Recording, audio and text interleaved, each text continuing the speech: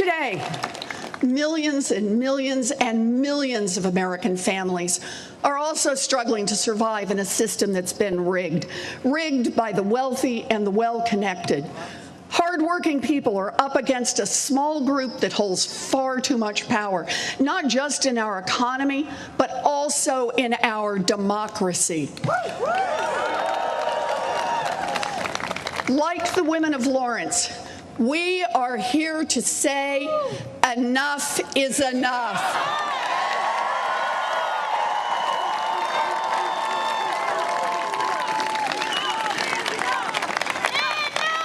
We are here to take on a fight that will shape our lives, our children's lives, and our grandchildren's lives, just as surely as the fight that began in these streets more than a century ago.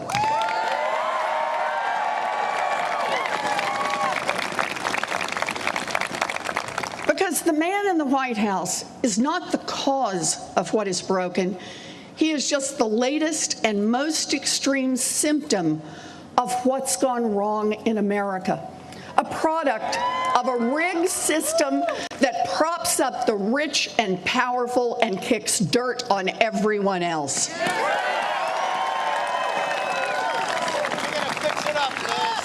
So once he's gone, we can't pretend that none of this ever happened.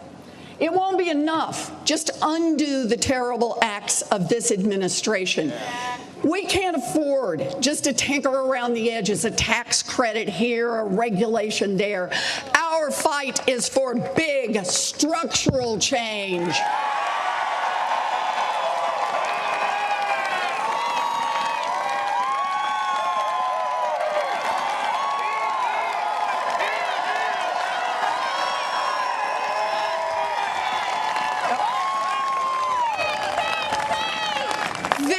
Is the fight of our lives, the fight to build an America where dreams are possible, an America that works for everyone.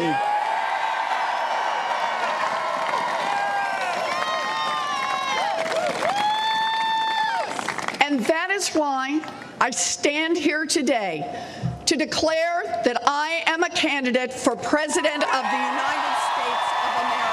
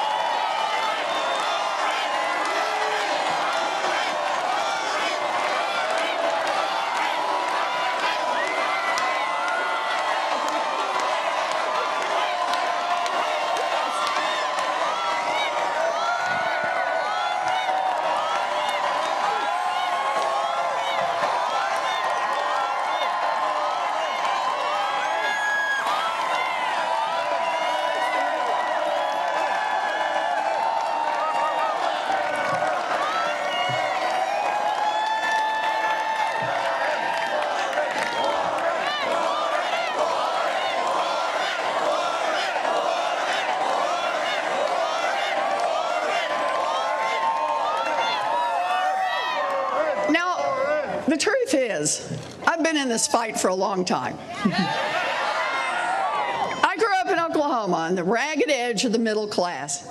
Now, when my daddy had a heart attack, my family nearly tumbled over the financial cliff. But we didn't.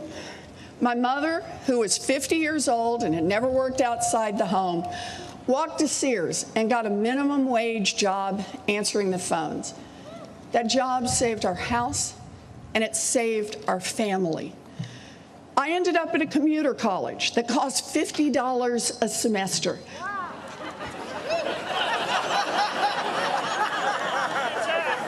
But think about it. That is how the daughter of a janitor managed to become a public school teacher, a law professor, and a United States senator. I believe in an America of opportunity.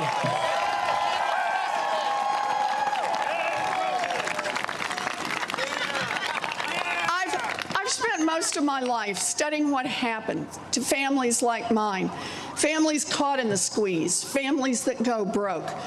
And what I found was that year after year, the path to economic security had gotten tougher and rockier for working families, and even tougher and even rockier for people of color. I also found this wasn't an accident. It wasn't inevitable, no. Over the years, America's middle class has been deliberately hollowed out, and families of color have been systematically discriminated against and denied their chance to build some security.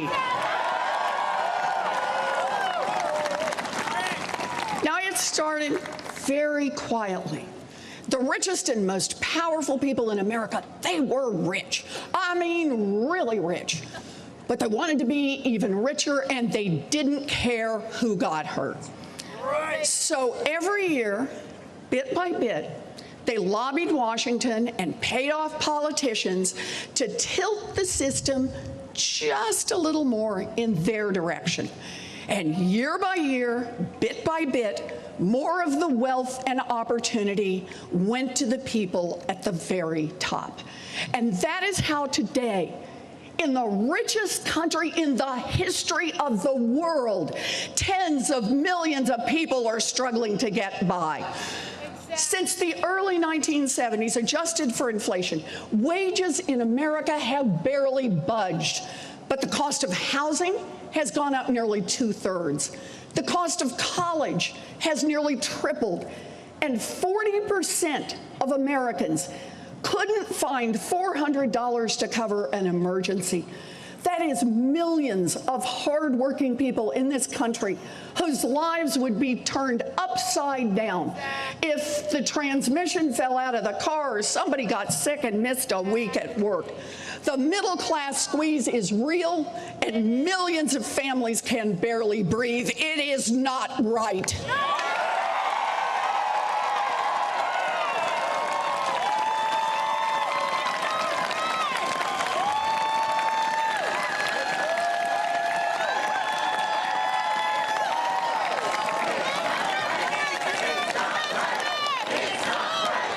It's not right. It's not right. It's not right. It's not right. It's not right. Now, this disaster has touched every community in America. And for communities of color that have stared down structural racism for generations, the disaster has hit even harder. Take home ownership. The number one way that middle-class families build wealth in our country. Back in 1960, it was legal to discriminate against families of color. And the gap between white homeownership and black homeownership rates was 27 percentage points. That's a lot. It is a lot. Over time, we changed the law to prohibit that kind of discrimination, and the gap began to close. But today, the home ownership gap between black and white families is 30 percentage points, bigger than it was back in 1960 when housing discrimination was actually legal. Race matters, and we need to say so.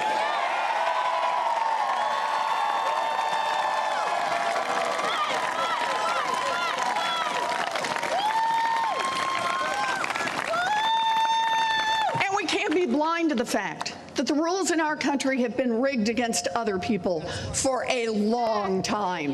Women, LGBTQ Americans, Latinos, Native Americans, immigrants, people with disabilities, and we need to call it out.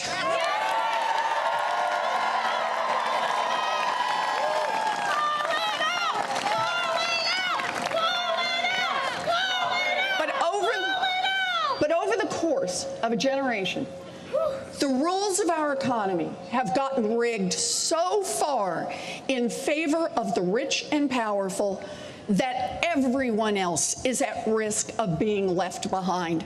Listen to this. In the 1940s, 90% of all kids were destined to do better than their parents. By the 1980s, the odds had slipped to 50-50. And now, we could be the first generation in American history where more kids do worse than their parents. And meanwhile, the rich and powerful seem to break the rules and pay no price. No matter what they do, they grow richer and more powerful.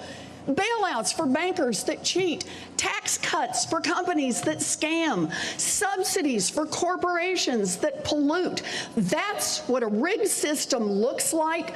Too little accountability for the rich, too little opportunity for everyone else.